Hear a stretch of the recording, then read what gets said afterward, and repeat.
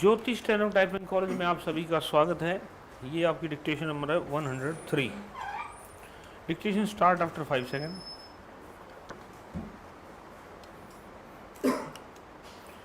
Secondly, I suggest that the government should give special incentives to industrial units for shifting from oil to coal, from the consumption of oil to coal. Unfortunately, what we find is that the government itself is going the other way regarding shifting from coal to oil. Recently, the petroleum minister said that for fertilizer production they have shifted from lignite to coal. Sir, I want to say a few words about the plan. My point is that this budget, which the Honorable Minister has presented, is not quite in consonance with the strategy of the plan. I will give two examples.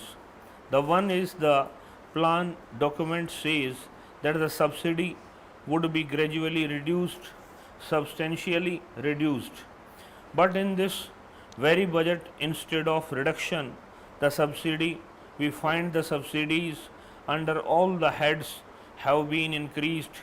If you want, I will give you the figures. Instead of going towards meeting the program is enunciated in the plan, we are going in the opposite direction.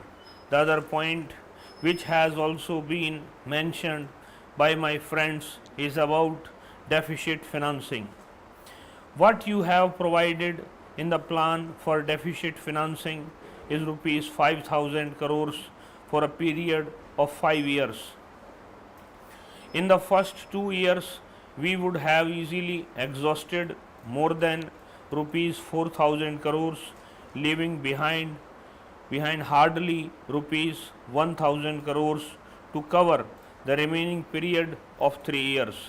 Not only the present finance minister but even his predecessor seem to have come to the conclusion that rupees 2,000 crores of deficit every year is a reasonable and safe amount which our economy can absorb. I think this is a very dangerous estimate or assessment that they have made. With this deficit, you can never control inflation.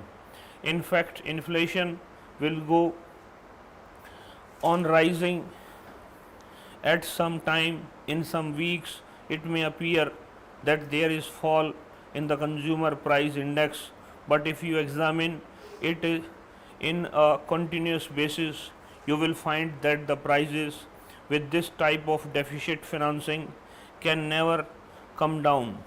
Sir, there is a lot of wastage in our government expenditure. Government treats this plan expenditure as sacrosanct or a scared cow. There is corruption in plan spending also.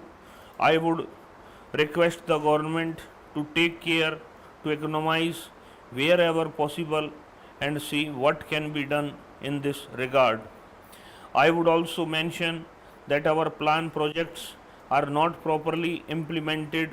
The plans are imaginative, our programs are realistic, and our projects are practical, but their implementation is not only defective but positively poor.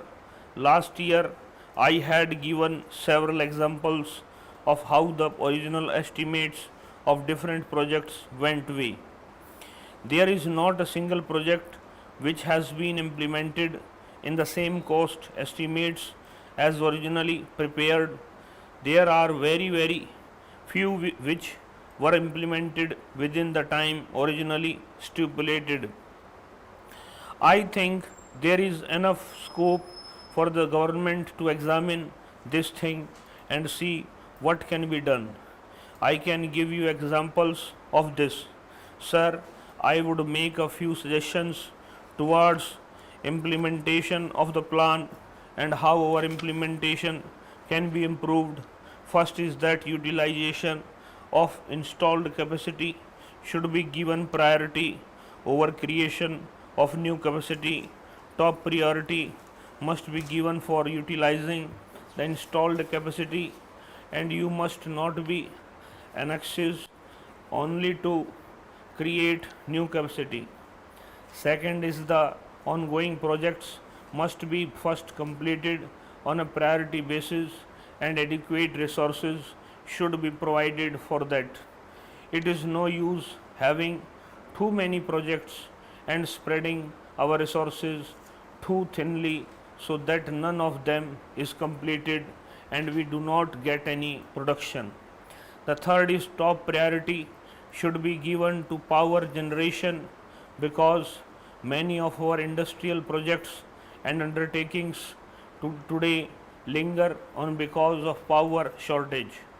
My next suggestion is that projects which take long periods for maturity must be given a second priority.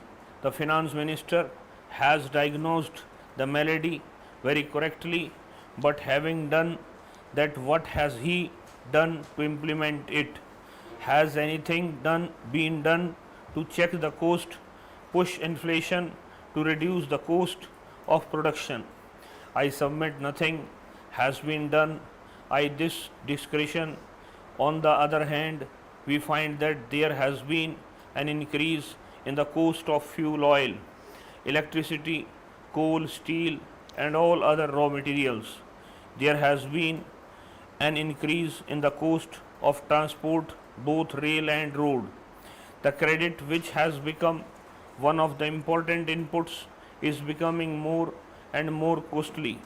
Even in this budget, they have made it more costly. This shows that even though we recognize the malady, we have done nothing and we are doing nothing to remedy it. In fact, we are aggravating it.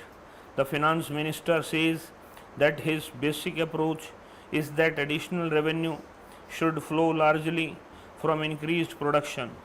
Sir, I thought that having enunciated this principle, he would do something to increase the production, but I find that precious little is being done. I would make a suggestion. If the finance minister has announced an excise concession only on additional production as compared to a base year, that would have yielded more production and more revenue, and in no way would it have affected the government's revenue. Last week, the government has announced excise concessions for the tire industry, and they say that these concessions would apply. From whom would they would they help? Would they help in increasing production now? I do not understand. There may be other reasons for that, but at least for increasing production, there is no need to give concession. Is retrospectively. Now, sir, I want to give my particular congratulations to the finance minister for a very necessary amendment he has agreed to, and that relates to the amendments of the Estate Duty Act. This is a very good and much needed reform, because in many big towns and even small places, the price of land, flats, and buildings has gone up considerably.